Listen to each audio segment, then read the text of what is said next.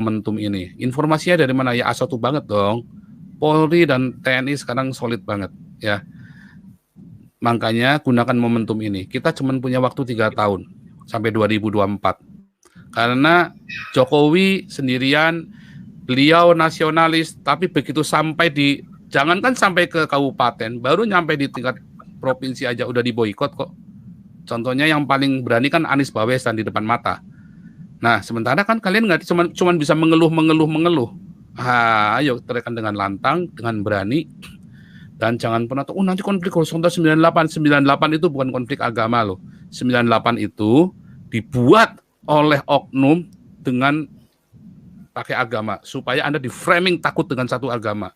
Karena memang mau disetting oleh Amin Rais ya, Indonesia Masyarakat Madani. Apa sih Indonesia Masyarakat Madani? Di Madinah itu orang Kristen dan orang Yahudi itu diusir keluar. Itulah namanya Indonesia Masyarakat Madani. Dan kalian gereja dengan bodohnya mengaminkan perkataannya Amin Rais CS ini, Indonesia Masyarakat Madani. Yaitu di Madinah itulah kalian disingkirkan minoritas. Hati-hati. Nah, kalau kalian teriak sekarang, mumpung sekarang bolanya lagi bergulir terus, belum tentu ada orang mau disalib lagi kayak saya. Sekarang ini udah kita jalan, gedein sekalian. Pers internasional sudah dukung kita. Ya. Dan LSM di luar sudah dukung kita, banyak yang dukung kita, banyak yang bersimpati dengan pergerakan kita. Sekarang kita cuma tinggal membuat ini menjadi besar. Kan Anda tidak membunuh orang Islam, nggak boleh. Anda kasih makan, makanya gerakan diakonia. Anda yang punya uang, jangan kasih ke pendeta-pendeta yang pakai Rolex, yang pakai Porsche. Sudah berhenti ke gereja-gereja yang mewah, berhenti kasih uang mereka, berhenti. Anda uangnya kumpulin buat diakonia, kasih makan itu orang-orang yang, ini kan lagi masa COVID, banyak orang dipecat. Kalian bisa bantu, Anda mungkin gak berani teriak seperti saya, tapi mulailah berdiakonia. Karena nggak mungkin satu orang berdiakonia, harus rame-rame berdiakonia. Ayo kumpulin rame-rame, kasih makan orang seJakarta, kasih makan orang satu Surabaya, kasih makan orang satu Indonesia. Gereja itu sanggup. Orang Kristen di Indonesia kalau dikumpulin sanggup buat kasih makan seluruh Indonesia. Jangan mengandalkan Jokowi. Jokowi dikembosin terus. Dia punya power apa? Jokowi itu lemah sekali di bawah itu. Dia menang di atas secara politis. Di bawah dia dikembosin habis-habisan. Pasar siap mualat. Ya, terus ada perda-perda syariah. Itu semua buat ngembosin Jokowi. Kemarin buku sejarah bisa nggak ada nama Gus Dur. Buku-buku SMA itu bisa ada katanya Injil dipalsukan, bisa kecolongan semua. Itu dari mana? Itu semua proyek-proyek untuk menggembosin Jokowi. Dan kalian diam saja, cuman bisa wah. Sekali ada yang suara teriak keras begini, kalian ngomel-ngomel. Jangan, mumpung saya ada yang teriak keras, ada yang mau disalib nih. Kalian gunakan momentum ini buat teriak sekalian yang keras, mumpung ada yang mau disalib. Kalau nggak ada yang boleh disalib, nggak ada yang viral, ya kalian suara kalian nggak didengar deh. Ketokan kepala saya deh kalau kalian suara didengar, kayak pendeta mau didengar. Sekeras apapun nggak didengar. Kalau sekeras kayak saya baru didengar. Ya kan, tiap hari masuk TV, akhirnya diliput juga, apa sih tujuanmu? Akhirnya didengar kan, akhirnya mereka mengakui, iya selama ini kita menindas yang minoritas. Kenyataannya harus diakui oleh nasional, bukan cuma beberapa orang saja. Dan dunia internasional harus mengawal ini semua. Teman-teman yang di Australia, di Amerika, ya sahabat-sahabat pendeta Muriwali, ya saya mengasihi kalian semua. Saya dengan Muriwali beda dogma, tapi saya tidak pernah menganggap Muriwali sesat. Tidak pernah sekalipun saya menganggap Muriwali sesat. Ya. Dan kita justru berdoa untuk mendukung pelayanan pendeta Muriwali. Itu kan dogma. Kita boleh berkonflik, itu kita harus menguji segala sesuatu dong. Jangan iya saja kata pendeta Muriwali dong. Ya kan, belum tentu pendeta Muriwali benar. Tapi apakah pendeta Muriwali salah? Belum tentu juga. Bisa jadi saya yang salah. Ya kan, bisa jadi saya yang salah. Kebenaran kan hanya milik Tuhan Yesus, bukan milik kita. Kita kan hanya teolog-teolog yang berusaha memahami isi hati Tuhan. Tapi balik lagi, isi hati Tuhan yang tidak mungkin meleset adalah berdiakonia dan bermarturia. Itu nggak mungkin meleset kalau Anda lakukan itu. Dan Anda tidak mungkin sesat gara-gara Anda berdiakonia membagi periuk nasi Anda kepada orang-orang miskin. Kalau Anda tidak berani teriak seperti saya, ayo berdiakonia sekencang-kencangnya, sekuat tenaga.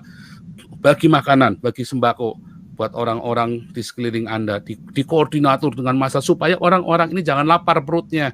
Kalau perutnya lapar, mereka mudah dihasut. Tapi kalau mereka perutnya kenyang, mereka kan berpikir, dan what is the next? Khilafah, nggak mungkin. Nggak mungkin. Ya, orang yang kenyang itu nggak akan cari Tuhan sampai dengan bodoh. Mereka pun akan rasional. Karena perutnya kenyang. Mereka ingin apa? Ya capek saya demo Pak, saya mau jadi ngojek karena ini makan pagi siang malam udah ditanggung. Ya, dan jangan bawa atribut gereja kalau diakonia, rese Anda diakonia bawa nama gereja ini, ya Anda dibilang kristenisasi lah. Ya, belajarlah dari itu ya, gereja Toraja sama orang Katolik. Diakonia mereka nggak pernah bawa atribut. Belajarlah dari mereka, belajarlah dari Buddha Suci. Diakonia nggak pernah pakai atribut. Kalau Anda berdiakonia bagi sembako, ya rajin-rajin, mereka nggak akan bodoh. Mereka tidak akan mau dihasut. Tidak akan ada terjadi konflik horizontal. Saya jamin tidak akan terjadi konflik horizontal. Karena perut yang kenyang tidak mudah dihasut. Ya, tahun 98 orang itu banyak lapar, makanya mudah dihasut. Ya, zamannya Ahok itu banyak orang lapar, makanya mudah dihasut. Tetapi kalau Anda berdiakonia dengan rajin, jangan nanti kalau sudah kejadian baru diakonia terlambat. Sekarang Anda diakonia dengan kenceng karena rasa takut, ya kan? Sekalian diakonia, selesai. Nggak akan ada konflik horizontal. Dan memang Tuhan Yesus menjaga Indonesia. Ini momentumnya. Sekali ini Anda tidak bisa gunakan, 2024 Jokowi selesai, kita nggak tahu apa yang akan terjadi. Jokowi ini cuma sudden death buat Anda orang-orang Kristen dari aniaya besar loh. Ya, tinggal keputusannya sama Anda. Gitu Pak Pendeta Muriwali. Jadi itulah yang misi harus kita teriakkan. Pak Paul. Ya. Anda banyak bicara tadi, sudah banyak suara yang mulai mendengar ya secara internasional. Cuma bagi saya secara internasional boleh saja dibanggakan ya. Cuman saya agak pesimis melihat pengaruh langsungnya ke Indonesia, kecuali orang-orang Indonesia sendiri ya, terutama dari kalangan mayoritas yang sadar bahwa memang ada ketidakadilan terhadap minoritas. Ya mungkin bagi saya baru ada pengharapan besar ya dari gerakan Pak Paul ini. Seperti itu. Nah, bahkan Pak Paul ini yang Pak Paul harus tanggapi. Ya. Bahkan dari gereja-gereja sendiri di Indonesia, sebetulnya saya lihat banyak juga yang tidak terlalu peduli dengan apa yang Pak Paul katakan. Katakanlah itu Ketua PGI, Bapak Gomar Gultom, bahkan pernah mengatakan, tidak usah pedulikan Paul Zhang itu ya, anggap itu nanti tambah dibicarakan itu dia akan tambah mendapat panggung begitu ya, seperti itu. Jadi gereja-gereja sebetulnya ambil sikap itu ya, tidak peduli, tidak mau tahu begitu kan. Jadi dalam situasi kondisi semacam ini, bagaimana Anda bisa mengharapkan suara Anda itu bersambut baik kepada gereja-gereja ya, juga minoritas secara umum dan keseluruhan masyarakat Indonesia seperti itu. Anda ada ide apa? Ya, gereja-gereja yang takut itu yang kayak Pak Pendeta Gomar Gultom itu kan gereja-gereja yang sudah dihinggapi oleh roh intimidasi, dan itu memang pendeta-pendeta kayak Pendeta Gilbert segala macam sampai ngatain saya anak iblis ya kan. Sementara dia sendiri hidup bergelimang harta. Ya, apa dia kepikiran jemaat yang miskin? Apa dia kepikiran dengan ketika dia naik limosinnya dia dengan jam tangannya Rolex? Apa ketika dia lihat orang ngemis? Apa ketika dia jemaat yang miskin dia kasih Rolexnya ke jemaatnya? Saya nggak tahu jam tangannya apa ya, tapi saya dengar itu mahal sekali ya. Karena kebetulan ya ada informasi A1 lah bahwa itu bukan rahasia umum lagi lah. Ya termasuk ya pendeta-pendeta lain lah, pendeta Niko segala macam ya. Yang pendeta Philip Antova yang kaya raya. Belajarlah kalian care. Gaya hidupmu itu kan disorot. Apa kamu tega dengan gaya hidupmu bergelimang harta sementara rakyat Indonesia miskin papa? Apa Anda tega? Nah, itu kan pertanyaan buat Anda semua, ya kan? Nah, jadi menjadi pertanyaan buat kita semua, apakah Anda tega bahwa dengan semua kejadian-kejadian ini, ya, apakah Anda tega untuk hidup bergelimang harta, ya kan? Pertanyaan besar itu. Dan apakah Pak Gultom itu mau menyebarkan roh ketakutan itu terus-menerus kepada rakyat Indonesia? Ataukah Anda hanya seorang ahli Farisi dan seorang Farisi dan ahli Taurat yang takut lebih hormat akan mencari kehormatan manusia daripada kebenaran Allah?